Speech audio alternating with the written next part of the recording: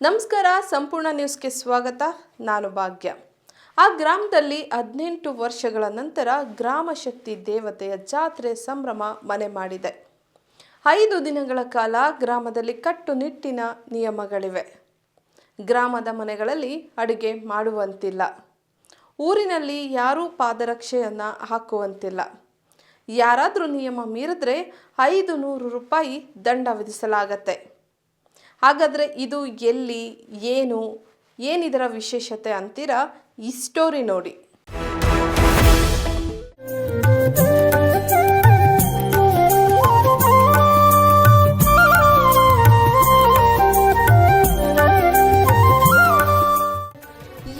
ಈ ಎಲ್ಲ ದೃಶ್ಯಗಳು ಕಂಡುಬರೋದು ಗದಗ ಜಿಲ್ಲೆ ನರಗುಂದ ತಾಲೂಕಿನ ಬೆನಕನಕೊಪ್ಪ ಗ್ರಾಮದಲ್ಲಿ. ಹೌದು, ಗ್ರಾಮದ ಗ್ರಾಮ ದೇವತೆ ದ್ಯಾವಮ್ಮ ದುರ್ಗಾ ದೇವಿಯ ಜಾತ್ರೆ ಸಂಭ್ರಮ ಜೋರಾಗಿದೆ. 18 ವರ್ಷಗಳ ನಂತರ ಶಕ್ತಿ ದೇವತೆಯ ಜಾತ್ರೆಯನ್ನು 5 ದಿನಗಳ ಕಾಲ ನಡೆಸಲಾಗುತ್ತಿದೆ. ಗ್ರಾಮದಲ್ಲಿ ಅದ್ದೂರಿಯಾಗಿ ಪಲ್ಲಕ್ಕಿ ಉತ್ಸವ ನಡೆಯಿತು. ವಾದ್ಯಗಳು, ಕುಂಭಮೇಳದೊಂದಿಗೆ ಅದ್ದೂರಿ ಮೆರವಣಿಗೆ ನಡೆಸಲಾಯಿತು. ಇನ್ನು ಗ್ರಾಮ ದೇವತೆಯ ಜಾತ್ರೆಗೆ 50 ಕ್ವಿಂಟಾಲ್ ಭಂಡಾರ ತಯಾರಿಸಲಾಗಿದೆ. ಮೆರವಣಿಗೆ ಉದ್ದಕ್ಕೂ ಭಂಡಾರ ಎರಚುವ ಮೂಲಕ ಯುವಕರು, ಮಹಿಳೆಯರು ಭಂಡಾರ ಜಾತ್ರೆಯನ್ನು ಮಾಡಿದ್ರು. ಇನ್ನು ಯುವಕರು ಮಾತ್ರ ತುಂಬಾನೇ ಡಿಫ್ರೆಂಟ್ ಆಗಿ ಡಿಜೆ ಸೌಂಡ್ಗೆ ಭಂಡಾರ ಎರಚುವ ಮೂಲಕ ಭರ್ಜರಿ ಸ್ಟೆಪ್ ಹಾಕಿದ್ರು. ನಮ್ಮ ಗ್ರಾಮದಲ್ಲಿ 2008 ಆಗಸ್ಟ್ 15ರಂದು ಈ ದ್ಯಾಮವ್ವ ದುರ್ಗವ್ವ ಮೂರ್ತಿ ಪ್ರತಿಷ್ಠಾಪನೆ ಮಾಡಿದ್ವಿ. ಅವತ್ತು ಜಾತ್ರೆ ಆಗಿದ್ದ 18 ವರ್ಷ ತನ ಇಲ್ಲಿವರೆಗೆ ಜಾತ್ರೆ ಆಗಿದ್ದಿಲ್ಲ. ಬರೀ ಪ್ರತಿ ವರ್ಷ ಉಡಿ ತುಂಬ್ಕೋತ ಬಂದಿದ್ವಿ. ಈ ಸಲ ನಾವು ಎಲ್ಲ ಗ್ರಾಮದ ಎಲ್ಲ ಹಿರಿಯರು ಕೂಡ್ಕೊಂಡು ಇದನ್ನು ವಿಜೃಂಭಣೆಯಿಂದ ಭಾಳ ಭಕ್ತಿಪೂರ್ವಕವಾಗಿ ಮಾಡಬೇಕಂತೇಳಿ ತೀರ್ಮಾನ ಮಾಡಿ 4ನೇ ತಾರೀಕಿನಿಂದ 5 ದಿವಸದ ಕಾಲ ನಾವು ವಿಜೃಂಭಣೆಯಿಂದ ಜಾತ್ರೆ ಮಾಡೋ ತೀರ್ಮಾನ ಮಾಡಿ ನಿನ್ನೆಯಿಂದ ಎಲ್ಲ ಕಾರ್ಯಕ್ರಮಗಳು ಪ್ರಾರಂಭ ಆಗ್ಯಾವ. ಇವತ್ತು ಉಡಿ ತುಂಬ ಕಾರ್ಯಕ್ರಮ ಇತ್ತು. ಪ್ರತಿ ದಿವಸನೂ ಒಂದೊಂದು ಕಾರ್ಯಕ್ರಮಗಳು ಅದಾವು. 5 ದಿವಸನೂ ಪ್ರವಚನ ಅದಾವು. 5 ದಿವಸನೂ ದೊಡ್ಡ ದೊಡ್ಡ ಸ್ವಾಮೀಜಿಯವರು ಬಂದು ಪ್ರವಚನ ಹೇಳೋರು ಅದಾರ. ಎಲ್ಲ ರೀತಿಯೂ ಭಾಳ ವಿಜೃಂಭಣೆಯಿಂದ ಭಕ್ತಿಯಿಂದ ನಾವೆಲ್ಲ ಗ್ರಾಮದ ಜನರು ಕೂಡ್ಕೊಂಡು ಈ ಜಾತ್ರೆ ವಿಜೃಂಭಣೆಯನ್ನು ಮಾಡ್ಲಾತೀವಿ.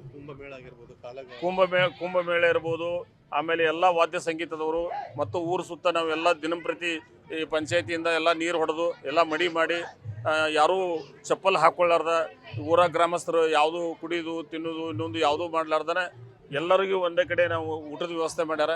ಹೆಣ್ಮಕ್ಳಿಗೆ ಸಪ್ರೇಟು, ಗಂಡು ಮಕ್ಕಳಿಗೆ ಸಪ್ರೇಟು. ಎಲ್ಲರೂ ಪ್ರಸಾದನ ಅಲ್ಲೇ ಹೋಗಿ ಪ್ರಸಾದ ಸೇವನೆ ಮಾಡ್ತಾರೆ. ಎಲ್ಲ ಶಾಂತ ರೀತಿಯಿಂದ ಒಳ್ಳೆ ರೀತಿಯಿಂದ ಭಾಳ ವಿಜೃಂಭಣೆಯಿಂದ ನಡೆದ ಭಂಡಾರದ್ದು ವಿಶೇಷ ಇವತ್ತಿನ ದಿವಸ ಭಂಡಾರ ಜಾತ್ರೆ ಅಂತಲೇ ಮಾಡಾಡ್ತಾರೆ. ಇನ್ನು ಬೆನಕನಕೊಪ್ಪದಲ್ಲಿ ಗ್ರಾಮ ದೇವತೆ ಜಾತ್ರೆ ಇರುವ ಕಾರಣ ಹೆಣ್ಣು ಮಕ್ಕಳು ತವರು ಮನೆಗೆ ಬರ್ತಾರೆ. ಅವರು ಯಾವುದೇ ಊರಲ್ಲಿದ್ರೂ ಈ ಜಾತ್ರೆಗೆ ಹಾಜರಾಗಿ ಬಿಡ್ತಾರೆ. ಹೆಣ್ಣು ಮಕ್ಕಳು ಗ್ರಾಮ ದೇವತೆ ಪೂಜೆ ಸಲ್ಲಿಸಿ ಉಡಿ ತುಂಬುತ್ತಾರೆ. ಭಕ್ತರ ಇಷ್ಟಾರ್ಥ ಈಡೇರಿಸುವ ಶಕ್ತಿ ದೇವತೆಗೆ ಪೂಜೆ ಸಲ್ಲಿಸಿ ಪ್ರಾರ್ಥನೆ ಮಾಡ್ತಾರೆ. ಮಳೆ ಚೆನ್ನಾಗಾಗ್ಲಿ, ಬೆಳೆಗಳು ಸಮೃದ್ಧವಾಗಿ ಬೆಳೆಯಲೆಂದು ಪ್ರಾರ್ಥನೆ ಮಾಡ್ತಾರೆ. ಗ್ರಾಮದ ಯಾವುದೇ ಮನೆಯಲ್ಲಿ ಅಡುಗೆ ಮಾಡುವಂತಿಲ್ಲ. ಹೀಗಾಗಿ ಭಕ್ತರಿಗಾಗಿ ಅನ್ನಪ್ರಸಾದ, ಮುಂಜಾನೆ ಉಪಹಾರ, ಮಧ್ಯಾಹ್ನ, ರಾತ್ರಿ ಊಟದ ವ್ಯವಸ್ಥೆ ಇರಲಿದ್ದು, ಹೀಗಾಗಿ ಗ್ರಾಮದಲ್ಲಿ ಮಡಿ ಉಡಿಯ ಸಲುವಾಗಿ ಜಾತ್ರಾ ಕಮಿಟಿ ಕಟ್ಟುನಿಟ್ಟಿನ ನಿಯಮ ಪಾಲನೆ ಮಾಡುವಂತೆ ಸೂಚನೆ ನೀಡಿದೆ. ಹೀಗಾಗಿ ಭಕ್ತರು ಜಾತ್ರೆಗೆ ಬಂದು ಸಡಗರ ಸಂಭ್ರಮದಿಂದ ಜಾತ್ರೆಯನ್ನ ಖುಷಿಯಾಗಿ ಆಚರಣೆ ಮಾಡುತ್ತಿದ್ದಾರೆ. 18 ವರ್ಷಗಳ ನಂತರ ನಮ್ಮ ಊರ ದೇವಿ ಜಾತ್ರೆ ನಡೀತಾ ಇರೋದ್ರಿಂದ ನಮಗೆಲ್ರಿಗೂ ಖುಷಿಯಾಗಿದೆ. ನಮ್ಮ ಎಲ್ಲ ಹೆಣ್ಮಕ್ಕಳು, ಗೆಳತಿಯರು ಎಲ್ಲರೂ ಒಟ್ಟಿಗೆ ಸೇರಿ ಈ ಒಂದು ಮಹೋತ್ಸವನ ಭಕ್ತಿ ಭಾವದಿಂದ ನೆರವೇರಿಸಲಾಗತೈತಿ. ಸತತ 5 ದಿನಗಳ ಕಾಲ ಪ್ರಸಾದ ಸೇವೆ, ಪೂಜಾ ಸೇವೆಗಳು, ಪುರಾಣ ಪ್ರವಚನಗಳು ಮತ್ತು ಎಲ್ಲರೂ ನಕ್ಕುನಲ್ದು ಸಂತೋಷವಾಗಿ ಕಾಲ ಕಳೆಯೋದಕ್ಕೆ ಇದೊಂದು ಅವಕಾಶ ಇದೆ. ಕುಂಭಮೇಳ ಆಯಿತು, ಉಡಿ ತುಂಬುವುದಾಯಿತು, ಅಭಿಷೇಕಗಳಾಯಿತು, ಬೇರೆ ಬೇರೆ ಸ್ವಾಮೀಜಿಗಳನ್ನ ಕರೆಸಿ ಪುರಾಣ ಪ್ರವಚನಗಳಾಯಿತು, ರಂಗೋಲಿ ಸ್ಪರ್ಧೆಗಳಾಯಿತು, ಹಾಡು, ಹಸೆ, ಪ್ರತಿಯೊಂದೂ ಎಲ್ಲ ಕಾರ್ಯಕ್ರಮಗಳನ್ನು ಹಮ್ಮಿಕೊಂಡಿದ್ದಾರೆ. ನಾವು ಅದರಲ್ಲಿ ಪಾಲ್ಗೊಂಡು ನಾವು ಪುನೀತರಾಗಬೇಕಂತ ಬಂದಿದ್ದೇವೆ. ಇವತ್ತು 2ನೇ ದಿನ. ಅದು ಬೆನಕನಕೊಪ್ಪದಲ್ಲಿ ಗ್ರಾಮದ ಶಕ್ತಿ ದೇವತೆ ಜಾತ್ರೆ ಸಂಭ್ರಮ ಮನೆ ಮಾಡಿದೆ. ಭಂಡಾರ ಜಾತ್ರೆ 5 ದಿನಗಳ ಅದ್ದೂರಿಯಾಗಿ ನಡೆಯುತ್ತಿದ್ದು, ಭಕ್ತರು ಶಕ್ತಿ ದೇವತೆ ಜಾತ್ರೆಯನ್ನ ಕಟ್ಟುನಿಟ್ಟಾಗಿ ಸಂಭ್ರಮ ಸಡಗರದಿಂದ ಪಾಲ್ಗೊಂಡು ಫುಲ್ ಎಂಜಾಯ್ ಮಾಡಿದ್ದಾರೆ.